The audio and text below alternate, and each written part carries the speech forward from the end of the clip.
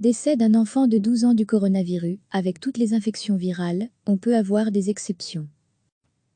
La nouvelle a été annoncée ce mardi matin lors de la conférence de presse du centre de crise. Une jeune fille de 12 ans est décédée en Belgique des suites d'une infection au coronavirus.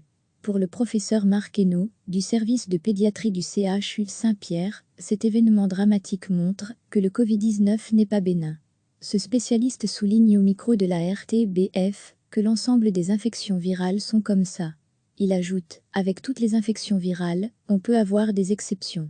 Même avec des infections virales, qui sont d'allure banale en général, il peut y avoir des exceptions et des décès.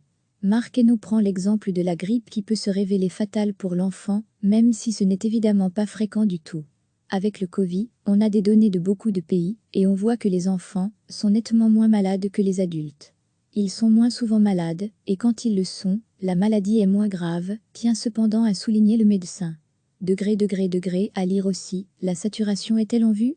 Le point sur le coronavirus dans les hôpitaux belges. Recevez, chaque matin, l'essentiel de l'actualité. La nouvelle a été annoncée ce mardi matin lors de la conférence de presse du centre de crise. Une jeune fille de 12 ans est décédée en Belgique des suites d'une infection au coronavirus.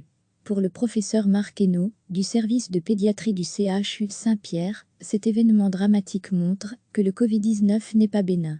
Ce spécialiste souligne au micro de la RTBF que l'ensemble des infections virales sont comme ça. Il ajoute, avec toutes les infections virales, on peut avoir des exceptions. Même avec des infections virales, qui sont d'allure banale en général, il peut y avoir des exceptions et des décès. Marc Hainaut prend l'exemple de la grippe qui peut se révéler fatale pour l'enfant, même si ce n'est évidemment pas fréquent du tout. Avec le Covid, on a des données de beaucoup de pays, et on voit que les enfants sont nettement moins malades que les adultes. Ils sont moins souvent malades, et quand ils le sont, la maladie est moins grave, tient cependant à souligner le médecin. À lire aussi, la saturation est-elle en vue ?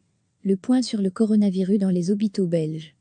Cliquez sur s'abonner pour recevoir les dernières nouvelles.